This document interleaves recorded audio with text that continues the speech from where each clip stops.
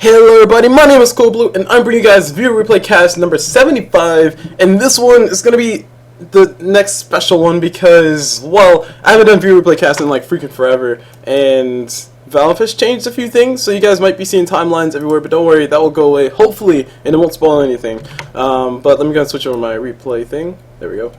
So I've done what I could to try to salvage things, but I really dislike the new place that bar shows up, so that'll hide in a few seconds. Hopefully. Next, let me go switch over to my main one. There we go. There we go. Alright, so just in case, so you guys won't have any idea how long the game goes. And also, I'll tell you guys who sent the game at the very end, because the general assumption is the person who sent the game is probably on the team that won, and we don't want no spoilers here because spoilers are bad, they make you sad, and they make you want to cut your grass. Yeah, that just happened. Alright, so I think that'll go away. Okay, cool, it's going away. Alright. And the reason why I dislike the new layout is because every time you scroll down in that direction, like the timer pops up like that. And it's like, okay, that's kind of where I need to be to scroll for casting things. And I'll figure it out, but hopefully Valve is listening to all our complaints and saying, hey, maybe we want to move this, or hey, maybe we can put an option for you guys to turn it off. But that's neither here nor there, guys. This is something I'm dealing with the community, and some people in the community have actually expressed that they dislike it as well. But all that said, doesn't really matter. We're in the Captain's mode right now, and this is a viewer replay cast with the Captain's mode. I'm already excited to see what happens. I don't exactly know which patch this is, because like I said, I haven't done a viewer replay cast in a while, and I don't know if this is one of my old casts or one of my new casts, but or the ones I recently got. Actually, no, I do know, but you guys don't know that. So the mystery is still there. Now, but seriously though, I think this is after the TI4 patch where everybody got their stronghold boxes. Actually, no, it's after the patch. It should be after the patch where you get that random, like, TI4 purple thing. I don't even know what it's called, but the mythical, whatchamacallit, that transforms after the TI is weird.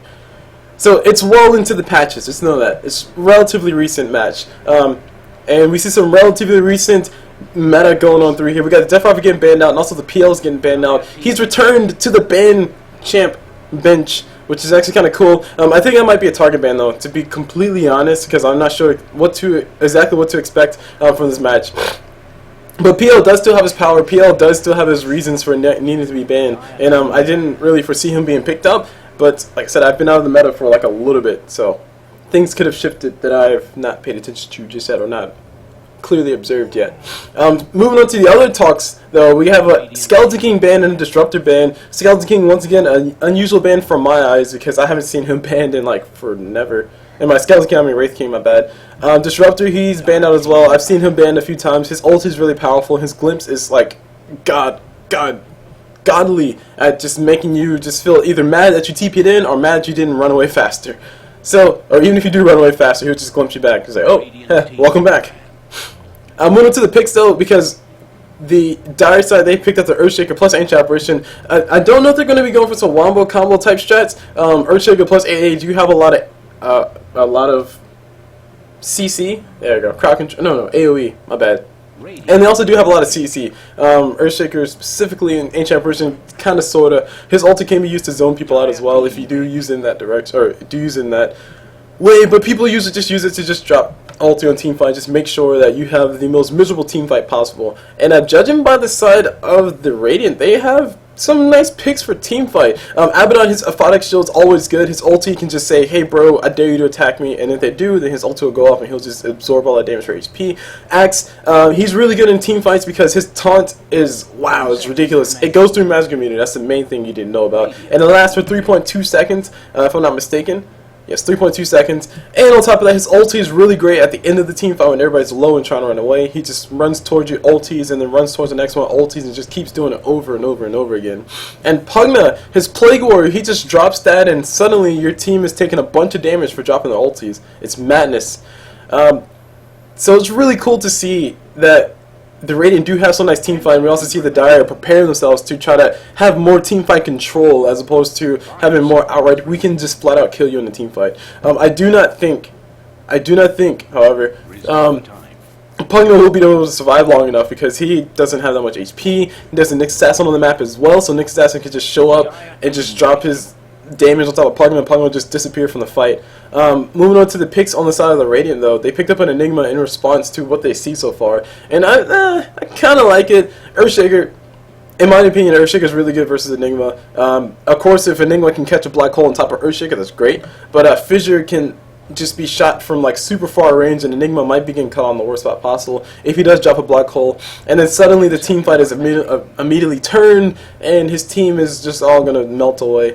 So I'm a little bit fearful of that, but the Enigma pickup for the team fight control, or just trying to fight back for the team fight dominance, is actually nice to see. And speaking of team fight dominance, on the bans, we see a Sand King and a Sven were banned out, which I honestly think Sven, his stun is really, really, really good. It's not necessarily underrated or anything, but it's just really good in the team fight situation. And Sand King, his Burrow Strike Epicenter, does a ton of damage if you do catch it on top of everybody on the enemy team. So they, very smartly so on the Dire side, banned both of those people out because they just don't want to give away too much team fight. All that said, though, the Dire, they do still need a carry. They do still need a mid. Nyx Assassin from mid, I haven't seen it in a while. It can be run, but if they do run a Nyx Assassin from mid, then they're going to need an offlaner.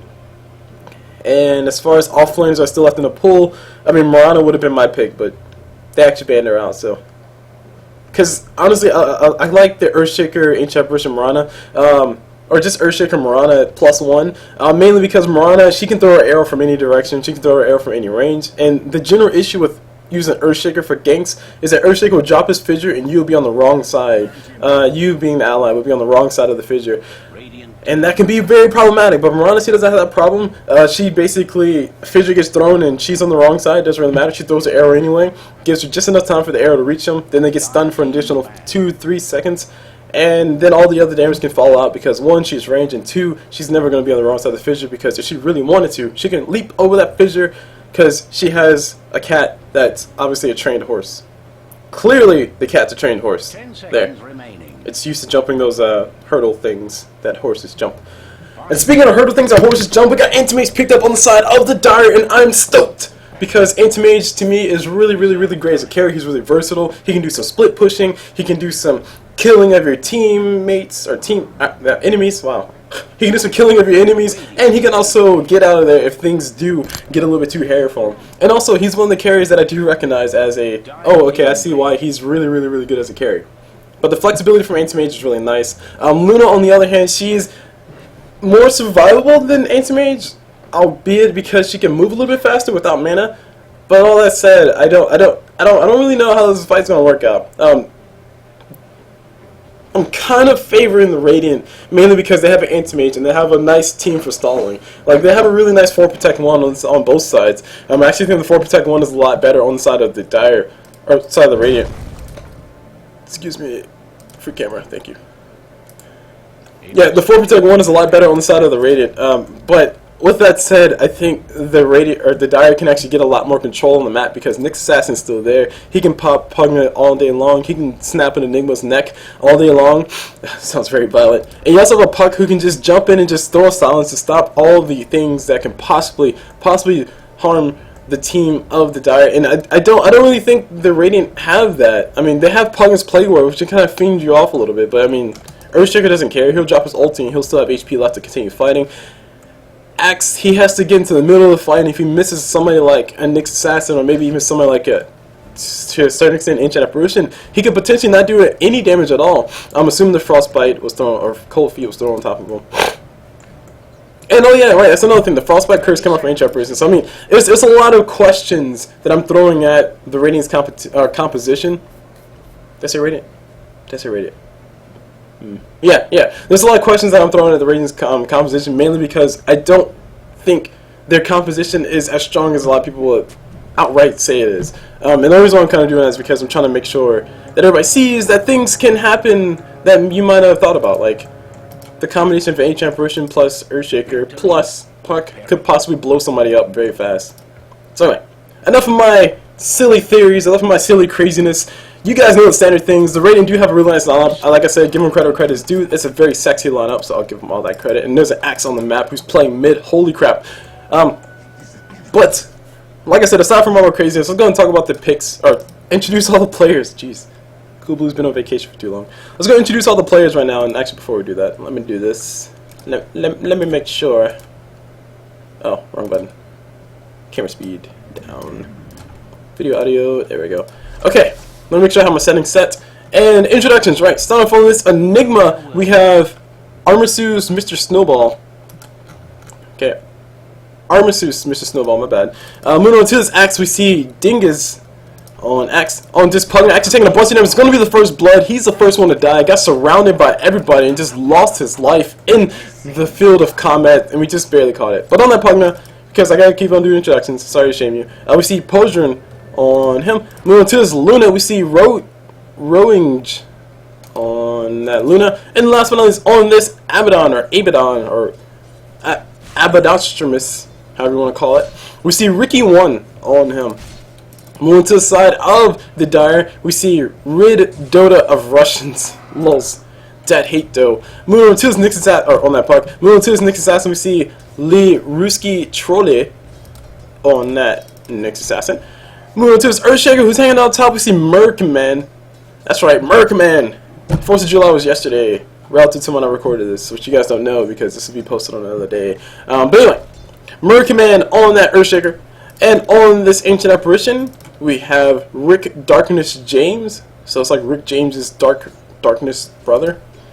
And last but not least, speaking of brothers, we have the other brother of the people who had a brotherhood that Valve said no when it came to Dota 2. We see Anti-Mage being played by OGZ God, or Zog. Wow. These words though.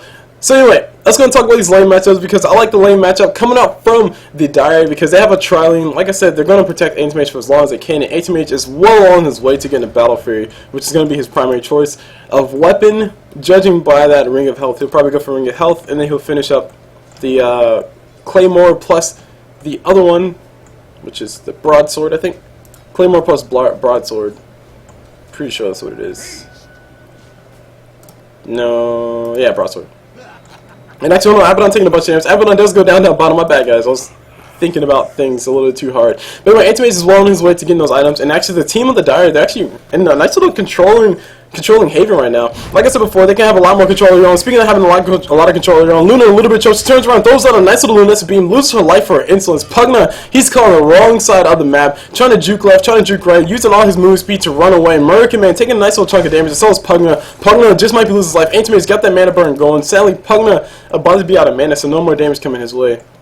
And Anti-Mage does not want to pursue any further. It's only Blink level 2. It does have a decently long cooldown. Damn it, my bad. It does have a decently long cooldown. You guys didn't see that. Of a whole entire 9 seconds, which is quite a while.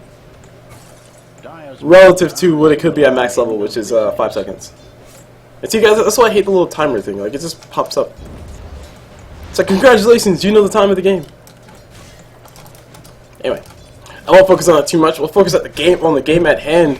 And on this game at hand, we see Nyx Assassin actually going to be going for a Dagon build. So he is going to be trying to nuke as many people down as fast as possible. That is his role. He does understand what he has to do to help his team become victorious.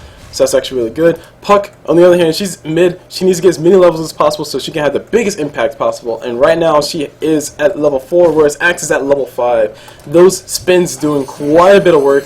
Puck has to use mana to actually trade trade fairly with the Axe, and Axe doesn't really have to use that much mana. I mean, actually no, okay, he does.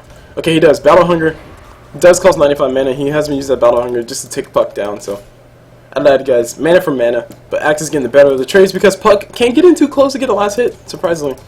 I thought her attack range was 600. No, 550. Actually, no, I take it back because Axe's spin range is like 275. His taunt range is 300. Okay, cool. Anyway, Puck finds a region room, so she'll be finding her lane now. Abaddon down bottom, having a little bit of fun with Nyx Assassin, throws out that Aphotic Shield, runs on towards Nyx Assassin. The Dead Horseman is coming for your death, Nyx Assassin, and he backs away. Laruski doesn't want to lose anything, like his life. Meanwhile, top, Anti-Mage still just casually farming. Power Treads are going to be his next item. This is going to be a very fast Power Treads. He's getting pretty much untouched farm. Luna's getting Jack Squad, which is actually really bad because she's a carry for their team. All she has is a Sage's Mask and the makings of a Ring of Aquila. I mean, oh wow, she also went for a Stealth Shield too, which I do not agree with at all. For Luna, if you want to make sure you can get some last hits in lane as a Luna, especially if you're taking some right click damage on the enemy side, just go ahead and get yourself some more agility, because agility does eventually build up to armor. I mean, it's not as much as like straight up damage block, but 10 damage block is not a lot. And when Nick Assassin forced to drop the ulti, we got Abaddon going all in, looking for a nice little hit. He's not going to be having enough to kill Nick Assassin. Actually, I think Nick Assassin was just on the outskirts of that Aphotic shield getting popped. But looks like both sides just getting very aggressive, or Abaddon is getting very aggressive. Nick Assassin forced to use that ulti, which means the first ulti will not be threatening anybody on the map. But they still don't know where he's at though. So Nick Assassin going for this arcane boost so he can make sure he has the mana to sustain his constant roaming around and smacking people in the face with the Dagon. No comment. And Puck is having some fun with the Earthshaker, just, you know, there's both hanging out, collecting some farm. I think this is in the midst of an Earthshaker roaming around, because I do remember seeing a fissure somewhere. And I don't exactly, well, I remember seeing a fissure, I just don't know where it was. Speaking of not knowing where it was, Enigma, where are you, bro? He's in the jungle, farming up stuff with that death or midnight pulse plus his Eidolons. No points inside of stun right now, so he's not going to be able to actually come out the lane to do anything. There we go, finally 1 point inside of his stun. And he also has a soul ring, so Enigma doing some efficient farming, 1200 gold to his name. We'll see if he decides to go for a Blink Dagger, which I've seen a few Enigmas be doing that as of late. I would much prefer to see something like a mechanism to give you some stats, but the Blink Dagger will give you that what's the word? There's a word for it. A Blink Dagger will give you that something effect. Anyway, it doesn't really matter, because we got Puck showing up, killing Enigma. No more gold for you, bro. Enigma back down 263 gold. Axe Blink Dagger is ready, so he's ready to get aggressive. He's ready to kick some people's tails, and I think that's going to be the start of the aggression coming out from the Dire, or coming out from the Radiant. And the Dire, they are pretty much handling this game pretty well. The gold graph shows, oh man, Earthshaker gets a nice little fissure. Luna's on the wrong side of Rojan, going to be trying to run towards that Observer, or trying to run towards that Secret Shot, picking up some boots.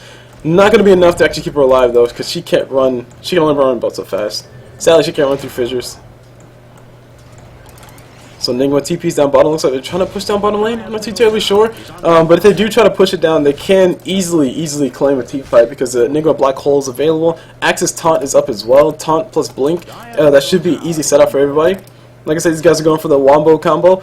Where Axe blinks. Oh, sorry, I was saying that about the Dire. But the Radiant do have a Wombo combo of their own. Axe blinks in. He taunts with his beautiful, awesome, mythical, or legendary, whatever it's called, taunt helmet of things that are scary. And after he does that, you have Pugna drop down his nice little ability. Luna, she can throw out some luminescent beams. Abaddon can throw out his shield and just possibly get some damage on top of that. I mean, it's just a really nice wombo combo that have the damage to support this, mainly from the Pugna and mainly from the Luna, who does have those bouncing glaives too. So we'll see if anything happens. Axis come around the corner in his rune, because he needs to sneak up on Nick Assassin. They're probably going to try to wait for Nick Assassin to drop his ulti. It looks like they do not wait. They're going to go for it instead. Axe ulti not going to come through fast enough, and I do think that was a big misplay. They should have waited to drop the taunt after Nick Assassin went invis, and that's a very simple thing, a very execution-based thing that I'm really sad to see that kill didn't go through.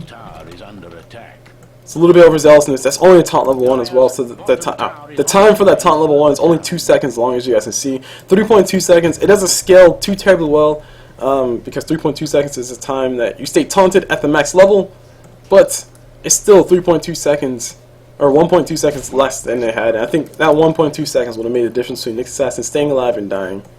But hey, hindsight's 20/20, right? So American Man plus Zog are hanging out top. Zog getting some nice last hits, like I said. Still farming, pretty much free farm all day long. He's gonna have his Claymore up very soon. About three more creep kills. Meanwhile, Rojan on that Luna has completely abandoned that top lane. And she said, "Bro, I'm just going to go ahead and farm with the Axe mid." It's actually a nice little rotation, because Axe doesn't really need any more farm. He can just start killing heroes. And I do think he needs to be active on the map right now. Luna, she really does need her last hits. She has her Basilius, or has her Ring of Aquila available. So all she needs to do is have that brought up to her, and she'll be fine. But speaking of people being fine, let's go and take a look at the items to see who's really doing well. Like I said, Anti-Mage still doing well. Blink Dagger on Enigma, Blink Dagger on Axe. So despite the fact that Luna's not doing jack squat right now, Enigma and Axe are ready to jump into action. And speaking of jumping into action, we got somebody going to be going down. Nick Assassin getting himself a kill on top of Axe, which is a big deal. Axe, Blink Dagger. available. Blink ain't gonna save you when you dead, bro. And Axe not gonna be feeling too happy about that. But the blink daggers are up on the side of the Radiant. Meanwhile, Luna having a nice little bit of fun with Anti-Mage, just playing drums on his head. She's only level 5, whereas Anti-Mage, I think his ulti now? Yeah, he's level 7. So 2 levels ahead. Luna really not having that much fun not getting any farm.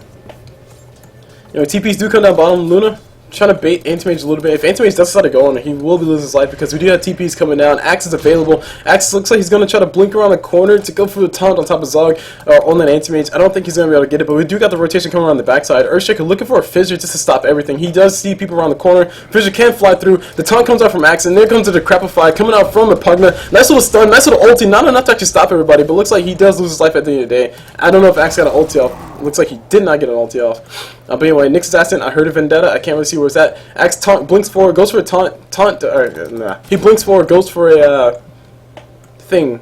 Battle Hunger on top of Anti-Mage is actually doing quite a bit of damage. It might be enough to kill Anti-Mage. The negative Earn Charge will definitely help out. Axe gets his last right click. Going to be able to get that kill. Nick's Assassin shows up, gets a nice little stun on top of Enigma. Enigma Black Hole's available. He's going to look forward. He's not going to use it right now. I hope he doesn't use it right now. He does, in fact, use it right now. Nick's Assassin, the only person getting caught inside of it. His ulti wasn't online right now. Meanwhile, Puck plus Apparition plus Earthshaker all show back up, trying to come into the fight. Axe finally does go down. Earthshaker claiming the kill on top of that, which is actually kind of funny. And Enigma, he agrees with me. What an ulti. Pugna's playing, we're just having fun, killing this creep. Meanwhile, the bottom tower does go down. Ricky won on that Abaddon.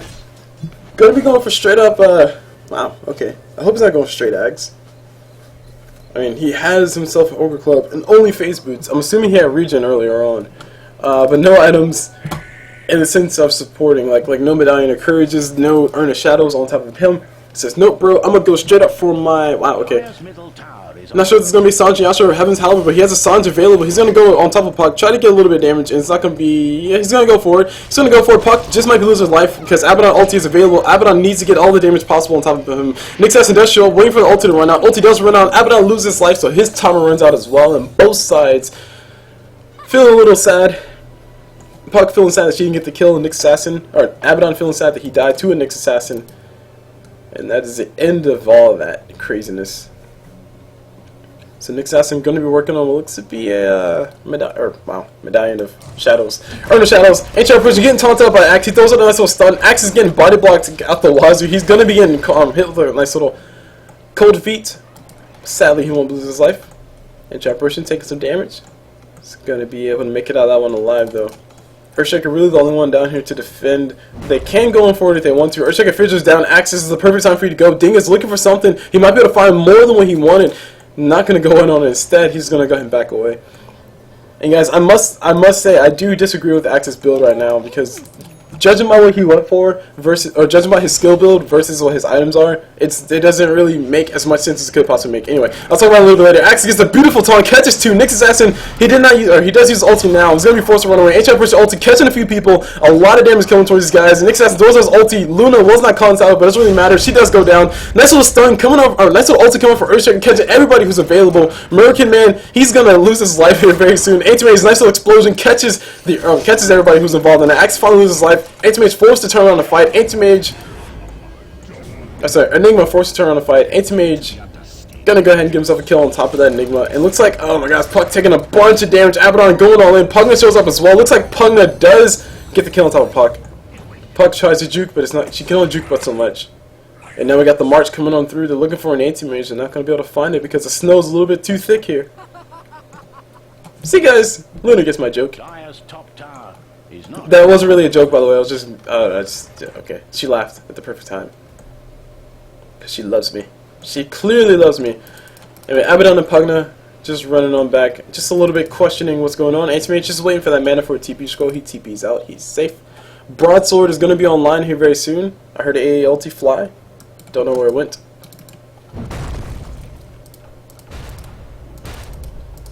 Probably went to Fountain. So yeah, that's pretty much it. So we're going to continue going on with the craziness that we've been seeing. Both sides both sides have been playing relatively well as far as responding to things, but I still do think the Dire are in a better position, not just because they have a better farm, but mainly because Anti-Mage has way more than what Luna has. All Luna has is a Ring of Equivalence. She's working on power charts, whereas Anti-Mage is halfway to his Battle Fury. And once he has it up, he'll just go and continuously farm for about 20 more minutes, show up in the middle of the next, like, after the 20 minutes, show up in the next team fight with just nothing but a Manta style, and that's pretty much all he needs, just a Manta style. And he'll just wreck everybody's face. Negative Earn charge on top of Nick's assassin. He could pop Spike Carapace for a free stun. Looks like he's not going to go for it. Abaddon coming forward. He's going to be going for the Sanji Yasuo because I have seen his build before. But they're going to go for a kill on top of Nick's assassin, who does have his ulti available in 25 seconds, but I don't know if he's going to die. But we got another fight happening on the backside. Anti-Mage gives herself a nice little kill on top of Luna, so she does lose his life once again. Puck taking a nice little chunk of damage. I don't know if she's going to be going down, but the black hole from Enigma's on point, catching 3 people inside of it. Everybody's going to be having a lot of fun while they're sitting there dead. Apparition going to try to go for a right click. He's actually taking a lot of damage, and he does officially go down. Stun coming out from Earthshaker. Sadly, he's on the wrong side. Anti-Mage says, bro, I can blink on the other side. Abaddon gives himself a kill, full man fight, wins a man fight versus Anti-Mage, who's not fully farmed just yet. And sadly, or luckily, Anti-Mage did finish his perseverance, so he's only 1 piece away. Here we got a taunt coming from Axe. Axe gets his ulti off. There's the dunk on top of Nick's assassin's head. He's coming forward. Double damage runes available on him. He wants more blood. Sadly, American man is going to do what America does best and decide not to fight. And guys, all sarcasm. America loves to fight. Go America. No offense to America. I live there. Anyway. So the push is coming on through. Pugna sadly not really in the best state as far as mana goes. But we got A ulti flying through. Just cause. It should be only level 1. Yeah, so it takes for like 2 damage total.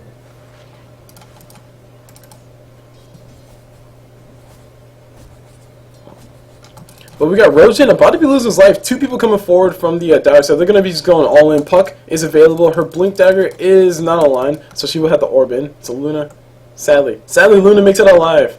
I want to see more blood. Luna, die again. Come on. Sorry, guys, I apologize. I'm getting a little bit too excited about this game. But I haven't casted Dota in a little bit, so this is fun. As far as the goal graph goes, we see that the Radiant do have that lead. Oh, wow, okay. Surprised they had the lead. I thought the Dire had the lead. But apparently not, as far as this gold graph can say. The Radiant also had the XP lead, so if you take a look at the levels to see where all that's coming from, I think that's coming from everybody else except for the top lane. The top lane has been pretty intense, and speaking of being pretty intense, Abaddon coming all in. He's going to be going for the kill on top of Nick's assassin. Not going to be able to find it. Anti-Mage is going to be next. Anti-Mage does burn all the mana of Abaddon, but sadly he needs no mana to drop his ulti, so he should be fine despite all this damage coming his way. Nick's assassin plus Ancient Apparition. If AA wants to get this kill, he needs to drop his ulti right this second. It looks like he's not going to do it. Instead, they do just back away.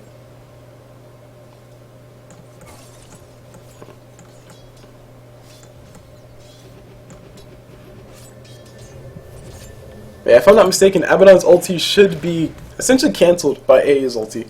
Basically, Ancient Apparition throws it on top of Abaddon. Abaddon gets his ulti going through and is doing all this stuff, but Abaddon just doesn't take any damage, but he doesn't get healed anymore. Like, he doesn't take any damage, but he doesn't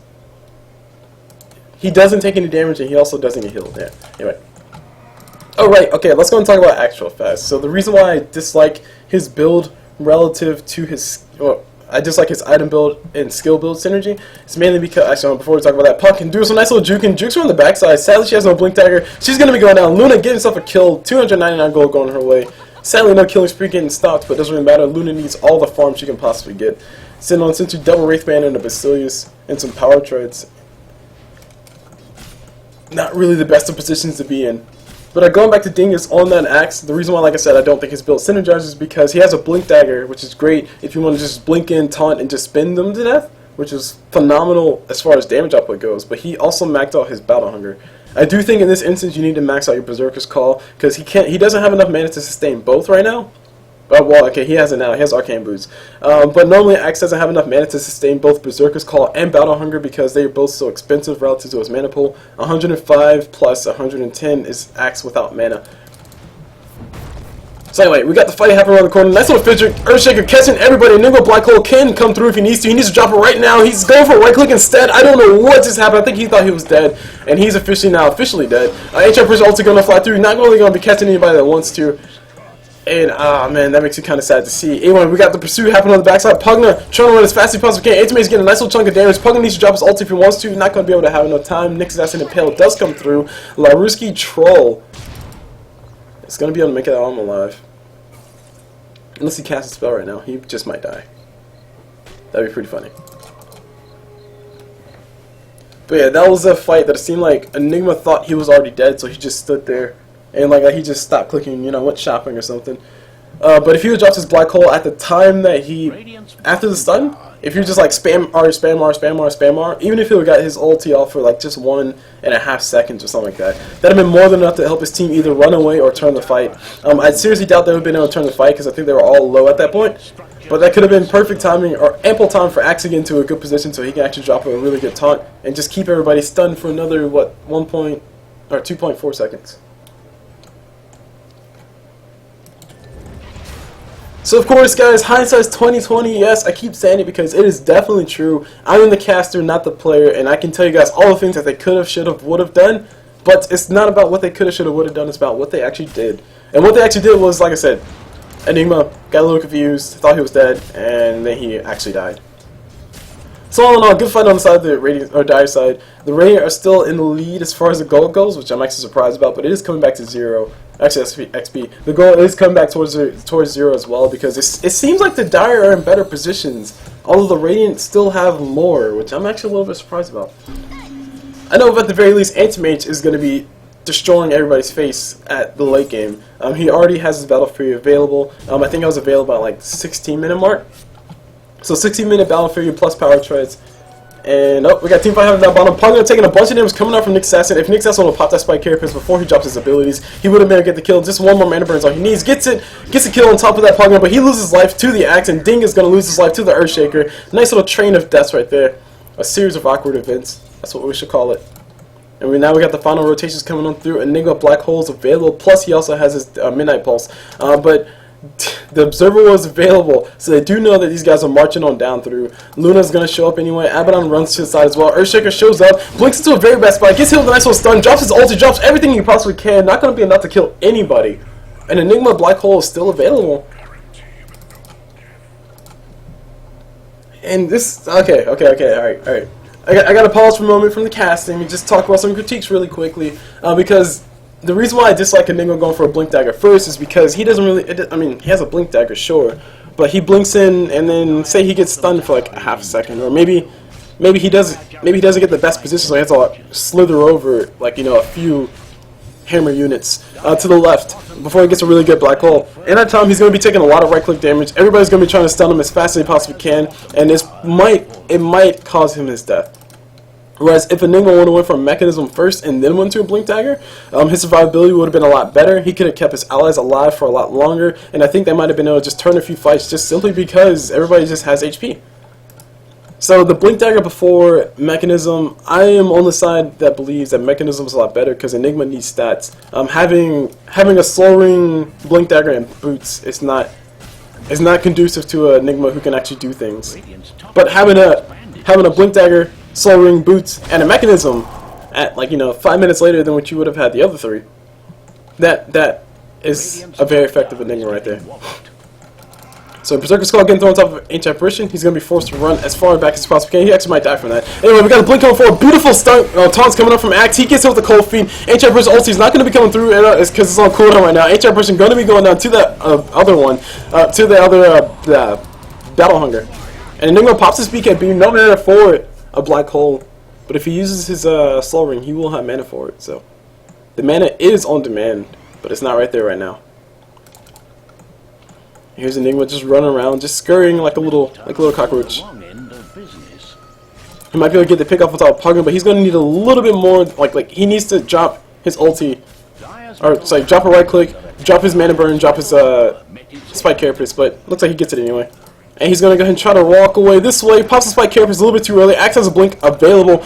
Looks like they're going to go for it. They're going to be able to get this. Nick Assassin, you are officially dead. Your time is officially over. Axe throws out the taunt. Anti-Mage ulti flying through, trying to help his ally out. Not going to be enough because it's a little bit too far away. Catches Rojin though.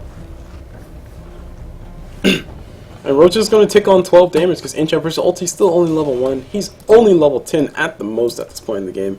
That's right, guys. He's level 9, about to be level 10. And speaking of level 10, we got Axe in a little bit of trouble. He's about to be facing himself at least 10 seconds or more of death time. Hopefully. But he's going to keep on running. Pops his Arcane Boots. He might be able to get a taunt off. If he taunted at the right time, He might have been able to survive that. I don't know. He had a lot of mana, so that mana burn might have been enough.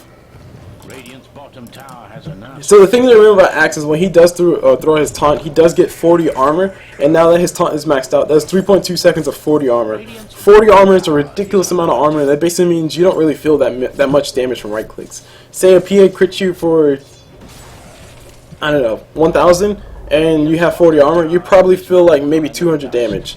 So it does do quite a bit of reduction. It does make a difference when you're trying to run away like that. And I think if he popped it a little bit early, even if he wouldn't have caught Anti-Mage, he might have been able to survive. Might have. Although, you know, 2 or 3 right clicks while you have 40 armor, you could still die easily. Yeah, let's leave it at that. So Ancient Apparition, alright, Abaddon is working on what looks to be a Scotty. Like I said, I've seen this build before where basically you go for Sanji Yasha. The build that I've seen before, you go for Sanji, Phase Boost Sanji Yasha, Mask of Madness, and a Vladimir's Offering. Just get as much lifesteal as possible, but he's not going to be going for that much crazy. He's actually going to go all in. We got Blink Dagger, BKB getting pop of Anti-Mage. I think it's a little bit overzealous. He's going to try to go for kill top of Luna. Not going to be able to find an area. He will be able to find it. He needs to blink away as soon as he possibly can because that BKB is about to run out. Abaddon's just wailing into him right now. And then when Black Hole's available, I think he needs to drop it if he really wants to go for kill. Not going to be able to get it. Anti-Mage's almost able to survive, getting surrounded at the end of the day. Pugna shows up with his crew. Nice little fissure from Earthshaker, just stopping everybody in the tracks. And Nick Assassin pops out ulti. I think they saw it. I think they had vision of it. And Nick Assassin going to come around the corner, looking for a kill. Not going to be able to find a puck. Got herself a nice little silence off. Enigma got himself a double kill. Nice little taunt from the Axe. A BK Black Hole coming out from Enigma. Beautiful stuff coming from these guys. Beautiful ulti coming from Earthshaker. He's about to be getting himself a turnaround kill. Not going to be able to find it. Ultra kill for Enigma. Oh my gosh, Enigma no rampage. I'm very upset. I'm very upset. Very, very, very upset. But as far as the whole entire team fight though, that was just basically Anti-Mage got a little bit overzealous. He said, I got a BKB in the battle for you, I'm ready to kill you. And that is not how it works. I would have much preferred to see Anti-Mage, of course, get a Mantis out before he got a BKB. And the main reason for that is because BKB tells me that, hey, you want to fight right now. Or, hey, I want to dodge all of the ultis. I want to dodge all the stuns. And to be completely honest, I don't think BKB is a good item in this game at all. Especially not on Anti-Mage, who wants to blink in and blink out and be swift. Because when Anti-Mage blinks in, he might get taunted or he might get black holed. Or he might get slowed by Abaddon's right click, which are 3 things that you cannot stop with a BKB. So BKB is not entirely effective in this game. So yeah, a Mantis style would have been a lot cooler to see. It's kind of the same case to me as an Enigma, or as Enigma's build, where Enigma went for the blink dagger before he went for mechanism. Which he has a mechanism finish now. But he went from Blink Dagger before he went from mechanism. He should have did it all the way around where he got the mechanism first. You know, farmed a little bit more in the jungle and then show up in lane to help us allies out if they were getting ganked. Or maybe go for a gank on his own. Just literally walking up, throwing out your Malefice, and then dropping a Black Hole if you needed to. But really, you don't need a Blink Dagger to get good positioning. Unless you're Axe. Because if you're Axe, you can get a Blink Dagger really fast. You can just get some phenomenal positioning. And speaking of phenomenal positioning, Luna, you're out of position, bro. Go home, you're drunk. She's trying to, but she's not going to be able to make it. Anti-Mage gets the last right click. Mechanism does come through from that Enigma. Wasn't going to be enough to keep Luna alive. She's getting slowed a little bit too much. And there's the end of all that. So, all that ends. All of that ends. Alright, in the case of Anti-Mage, BKB is like a double negative right now, because he has himself a Battle Fury, which is great. That means that he wants to continue farming the jungle, which I haven't seen him been doing a lot of. He's trying to go for more of a battle Anti-Mage, which I'll talk about in a few seconds. But his build right now is telling me, hey, I want to keep farming the jungle. I want to make sure that I survive if I do show up to a team fight. And I don't think he really needs that if I do show up to a team fight thing. He shouldn't be shown to a team fight at all. This is well in the hands of Puck and Nick Assassin, Earthshaker, and Ancient Apparition. They can easily hold off everybody on the side of the Radiant for roughly 10 more minutes, which is what Anti-Mage needs to get himself full farm. So all that goes a super long way to say I don't think Anti-Mage should have built a BKB, and also think Anti-Mage shouldn't be as involved in these fights as he is. He should have at least 1 less death than what he has right now, if any. So Yasha completed. He's working on the Mantis style. Oh, also another fun fact, if he wouldn't have got a BKB, he should have his Mantis style by this point in the game. Even if he did get involved in the fight, which is BKB, later on a BKB is really great because you show up at like, you know, the 50-minute mark with a 10-second BKB. That's ridiculous because everybody on the side of the Radiant is expecting you to have, like, you know, a 4-second BKB or not that much magic immunity. Now, the reason why it's a double negative, you guys already know. I told you, Black Hole, Axe Taunt, and Abaddon Slow. 3 things that you cannot really stop with a BKB. So whether Anti-Mage likes it or not, BKB is not good. In this game, there are better item choices. It's good in the sense that it blocks all of Pugna's damage. It's good in the sense that it blocks all the damage that Enigma can do, except for the Eidolons. And it's also good in the sense that Luna's ulti, which is her biggest source of damage right now, is magical, and Anti-Mage can get rid of all that. But if everybody's focusing on Anti-Mage at once, a BKB is not going to be the difference between him surviving and him not surviving. Manta Style wouldn't be the difference either, but at least Manta Style will give him more damage and also give him similar stats. Be a little more expensive, but it'll give him similar stats in the sense that give him similar HP, plus he'll get a lot more agility. And his damage would, as a result, become a lot higher. Which is actually a good thing to look up. Let's see, BKB gives you 24 damage, and a Manta Style gives you how much agility? Manta Style gives you 26 agility. Wow, okay. So if he would have went for Manta Style first, then he could have had more damage, and he could have also had more stats. Because he's agility hero, he gets damage per agility, and he also gets his active where he actually has more damage output in general because the illusions will get that mana break and it'll just destroy everybody's face. So there you have it, guys. If you're in the game where somebody has things I can go through, speaking of things I go through, we got Pugna in a lot of trouble. She's going to be going down. I don't know if she can make us on live. And Enigma gets the right click. He has the right clicks available. He is going to be able to get that kill. And he also has boosted travel, which is one thing I did not realize. Meanwhile, Abaddon and Axe having fun killing Roshan. Ricky 1, going to be going all in. This is what you call a carry Abaddon. Working on that Scotty, it's almost finished. 2 pieces away. Technically only 1 piece since that orb of venom is so freaking cheap. We can't even really call it a piece. It's almost like a recipe that costs 10 gold or something. But 275 gold for that. Abaddon should be able to have this in the next team fights, assuming he survives. Which, judging by how he's been playing, he should most definitely survive.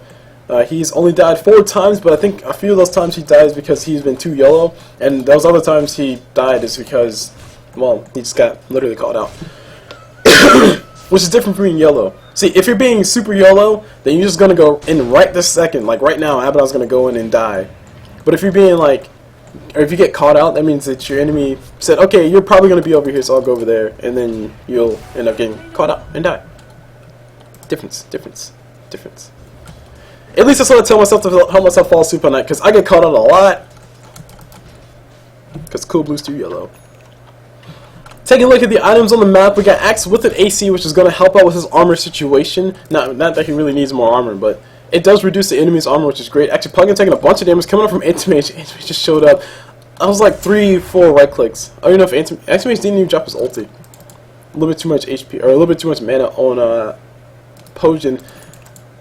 Pajoran on that Pugna. And this is the Anti-Mage we all expect to see. This is starting to get to the point where Anti-Mage is starting to become scary. His BKB, it's 1 charge down, so it's not too much is lost with his item build. But he still doesn't have his Manta Style finish, which if he has Manta Style right now in this fight, I think they should be able to hands down win the fight.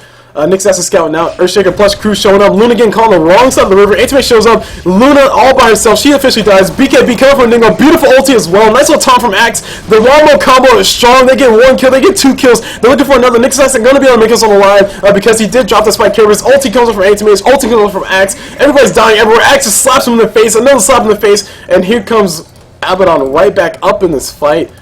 Beautiful fight coming out from the Radiant. Beautiful response, to that fight coming out from Radiant. Even though they lost to Luna, they're just saying, bro, we're not relying on Luna. And I think that was more or less just the Black Hole was too good. The Black Hole is way too good. The Black Hole is just way too good coming out from the Radiant. And that's what turned that whole entire fight. And that, guys, is why people ban out Enigma sometimes. That's also why if you play a Pillage Draft and you pick Black Hole plus Charge of Darkness plus... I don't know what else I had. I had Black Hole, Charge of Darkness, and Hoof Stomp. You should probably be afraid of me as Spirit Breaker. If you guys don't know what I'm talking about, go check out my POV, which it should be up on Thursday relative to when this video gets posted. But it doesn't matter. You guys will see it eventually. It'll be up there. I'll probably link it if I remember. I'll remember to link it. So go check out that POV whenever it goes up. It's awesome. It's fun. I can't say we won. I can't say we lost. I can just say that we played and Cool Blue's on the team, so probably Cool Blue's team lost. Anyway, up top, Abaddon going all in. He's not going to lose right now because he has too much swag. Nice little heal coming up from Enigma. I'm pretty surprised Abaddon just popped his ulti. He is level 16, or he is level 20, I mean. So his ulti is on a 40-second cooldown, which is actually really relatively low. And his Scotty's finished up too. So Luna has been pretty much not carrying her own weight. I mean, Rojin, we were looking to Rojin to be the carry, but really it just turned out that the combination of, oh man, Luna about to lose her life. She drops her ulti, a lot of damage coming towards Nick's ass. He pops spike here, there's a lot more damage coming back towards Luna. And Luna does officially go down to the Puck, who shows up. Axe looking for a taunt, not going to be able to find it. He gets surrounded in the worst way possible. Dingus needs to pop your taunt as soon as he possibly can. If he pops his taunt, he might be able to blink out. It looks like he's not going to be able to find it. Earthshaker helping him out a little bit, but not going to be enough. The blinks do come around the corner. Axe still alive, 17 HP. And he officially falls in battle, as you heard him say. And there's the Manta style that we're looking for. Anti-Mage is now happy. His damage is going to be really, really, really nice. Especially when he pops his delusions and start focusing on someone like Pugna, who needs his mana and also doesn't have a lot of HP. But on the flip side, we got Sheepstick in response coming out from Enigma, which is great. Nice little predictive play coming out from Amadeus. So well played, sir. Well played. And Anti-Mage is looking for more farm, trying to look into the jungle. I think Enigma caught wind of him. Looks like Anti-Mage does blink and found the courier. Oh wow. Nice play, nice play. Oh sweet, it shows cargo. Alright, cargo worth $0, as you guys saw. So luckily nothing was on that courier. That's actually really nice. Good job, Valvo. Good job with a lot of things, Valve. I don't give Valvo a lot of credit, or Valve, my bad, a lot of credit. But there are also certain things like this whole stop it. That's annoying. I hate that. That whole thing that just like change it, change it, change it, change it, please, change it, change it, change it. Anywho, let's take a look at the net worth, because I'm pretty sure that's more important than anything I can actually take a look at right now. The net worth on all the heroes, Enigma's worth the most on the map. I'm not too terribly surprised, because he did get an ultra kill very, very, very close to a rampage. And his Sheepstick's officially finished, so Anti-Mage needs to be very careful. Luckily, Anti-Mage has his BKB still on, oh, okay, it's on 8 seconds now. He has an 8-second BKB, which means that he should be able to survive a black hole, and then maybe he can survive like 3 more seconds?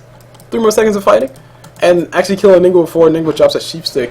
But he does have to be very cautious though, because Axe does have his taunt. And if these guys do chain their stuns or chain their disables well enough, they should be able to catch him every single time. With the black hole into the Axe taunt. So Axe looks for a taunt, not going to be able to find it. Earthshaker Fissure does come on, and he's on the wrong side of the river. He's going to be losing his life all by himself. Luna going to body block on the other side. Shax might lose his life to the Earthshaker. One more click's all he needs. He's going to be able to find it, but he does lose his life at the end. Beautiful Archer personality catches everybody, but sadly nobody's going to really be dying right now. Axe looking for a kill on top of Nick's Assassin. Throws out the Battle Hunger. Nick's Assassin, no creeps for you to right click. Axe just might be throwing a blink here very soon. Looks like the blink will come. Oh no, it doesn't come through. HR keep his ally alive. Nick's Assassin still alive because of his Urn Shadows, I believe, or maybe he just has too much HP. Anti-Mage shows up. Dingus might lose his life. He's trying to blink away, not going to be able to find him. Nice little taunt. He might be able to kill the Nick Assassin, though. Nick Assassin a little bit too far away. Dagon from far away. And there's a black hole from Enigma. He shows up. He wants to kill. He wants to keep his ally alive. He wants to avenge his ally. I mean, his ally does die, but, I mean, beautiful, beautiful, beautiful fallout from Enigma. He's a sole survivor. Everybody's dead except for Enigma. And despite all the criticism I can throw at him, despite all the things I can critique about his build of going for Blink Dagger before Mechanism, which I think you should go for Mechanism before Blink Dagger, he says, "Cool Blue, you know what? Okay, I hear you, but I'm gonna just go ahead and kill everybody on the map right now." That's exactly what he has. That's exactly what he does.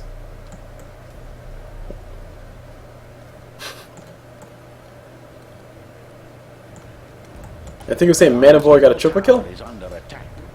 I don't know if Manivore was using that fight. I think he might be talking about Enigma. Anyway, speaking of Enigma, he might have officially overstayed his welcome. He zoops on away. TP boots are available. So he can actually TP to that bottom lane, or TP back to base. Be a punk, okay, sure.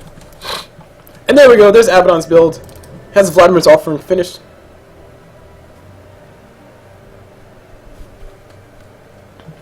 So the Vladimir's offering is finished. I'm looking for a Mask of Madness, so he can have the full-on lifesteal. Let's see what he gets. He might be working towards a heart. It's too hard to tell. I just don't have the heart to bear it if he does go for a heart, though. So yes, let's see. Dagon level 3? No, Dagon level 4, my bad. Dagon level 4 on Nick's Assassin. We also have Urn Shadow, so not really much. Blink Daggers, 2 Blink Daggers on both sides. 3 on the side of the dagger if you want to count Anti-Mage's Blink. But that's technically not a Blink Dagger, that's just a OP Blink. That's what that really is. But Blink Dagger's on Puck, which is great, so she can get into a good position. And a Blink Dagger's on Earthshaker, which is great, so he can actually get his ulti off in a really nice spot. And speaking against ulti off, he has an Aghanim Scepter as well. So we got team fight breaking down a few spots. Pugna getting surrounded by Anti-Mage, and meanwhile on the other side, Axe is getting Dagon to death. Like Pugna's trying to go for full man fight. He's trying to suck as much HP from Anti-Mage as he can, but Anti-Mage pops that BKB, pops Pugna in the face. Enigma can turn around and go for a fight. Sheepstick does get used. He's trying to bait Anti-Mage into it. Nice little play coming up from him. Meanwhile, another fight's happening on the other side. Simultaneously, Earthshaker and crew are trying to kill Abaddon, who's a little bit unstoppable. His ulti does get used, but it doesn't really matter. Earthshaker just barely able to get too much damage on top of him before Abaddon heals. And now we got Luna trying to go for a kill on top of Anti-Mage, who's going to be able to blink out to the side. Craziness, madness happening everywhere. And Anti-Mage survives. But nice little play. That's one thing that a lot of people don't remember, is that Abaddon's ulti automatically activates at 300, like 300 damage, or 400 damage at threshold.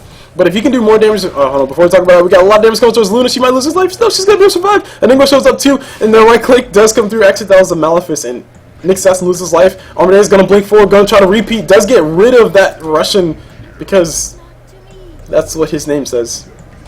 So he rids Dota of Russians. That hate dough.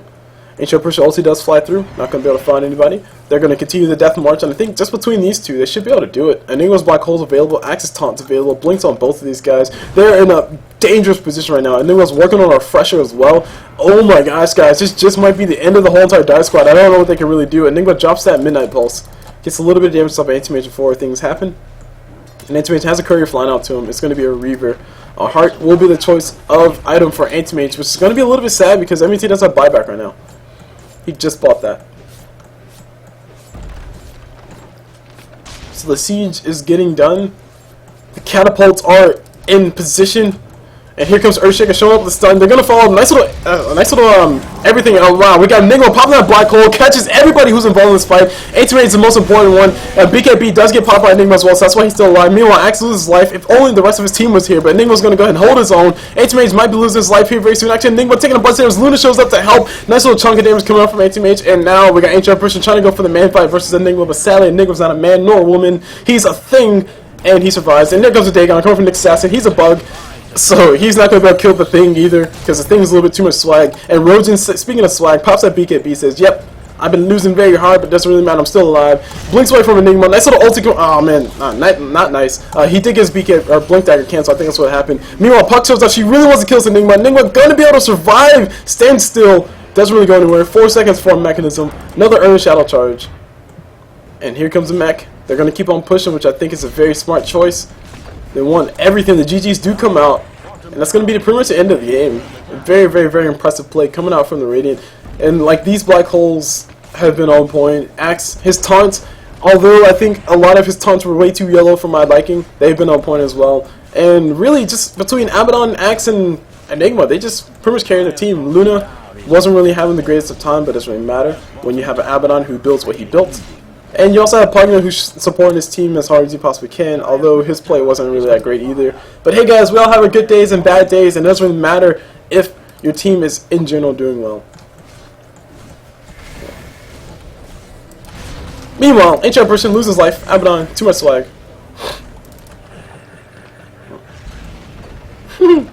More or less. Yeah, Puck complained a little bit every single time she orb, like she'll orb and this should be half HP. That's kind of the life of a Puck. She only has 1024 HP.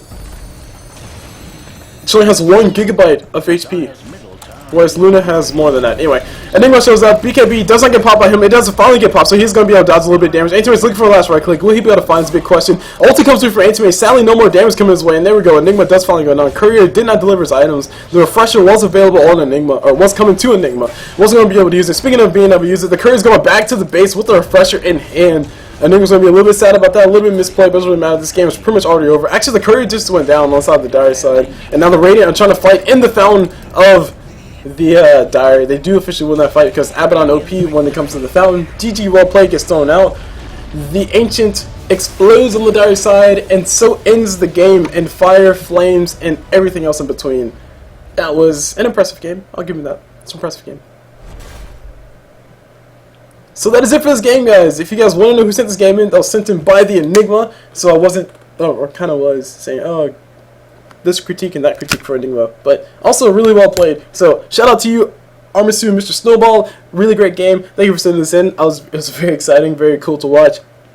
And I still do stand by what I said before. I think you should have went for your mechanism before you went for Blink Dagger, because Blink Dagger doesn't give you survivability. Blink Dagger gives you surprise, which is great if you have a team that's winning a lane really hard, or if you have a lane where the enemy is getting really aggressive for no apparent reason. But the only lane you had that in was the off lane, where you can't really do much because it's really hard to sneak up on them, because they either have wards everywhere or you can just get spotted out by a random support running through. And that's not good. So anyway, like I said, I still hold by my original thought of I think you should have went for mechanism before BKB, or mechanism before Blink Dagger. So that way you can actually like TP into help somebody and then drop a mechanism and then scare the other person away, or possibly turn around for a kill. Outside of that though, really well played. Of course, I wasn't playing the game, I was commentating, and hindsight is officially 2020. And that's really it. So that's it for this cast. I hope you guys enjoyed it. If you guys want to check out some of my other stuff, you can check out my other links down below. I do have a vlog channel. I do have a Casters Network channel, which is a group created to help casters come together, collect, collaborate, and create with one another. Really fun stuff, really cool stuff. If you want to try to improve your casting, go check out some of the videos we're posting up there. We are continuously working on a series to help casters out, or commentators, or even just people who just love esports. If you love esports and you want to get your event or your thing out there, go to CastNet. We'll talk about things for you. Outside of that, there's also random pubcasts, and I think my POV series, point of view series, where I play Dota. It's pretty sad because Koblu's not the greatest player in the world, but I do hold my own in ability draft. Gosh darn it, because I'm a pro at ability draft. Yeah, I gotta play a normal match soon. So yeah, that's it for this cast though. If you guys like this video, hit the like button. If you guys dislike this video, hit the dislike button. Leave a comment below. Let me know what you guys liked, what you guys didn't like, if you guys feel so inclined to, because I would much appreciate the feedback. And also, if you guys just saw something random, saw something cool, just name it in the comments and we'll chat about it. So that's really it for this video. Hope you guys enjoyed it, and as always, I'll see you guys whenever.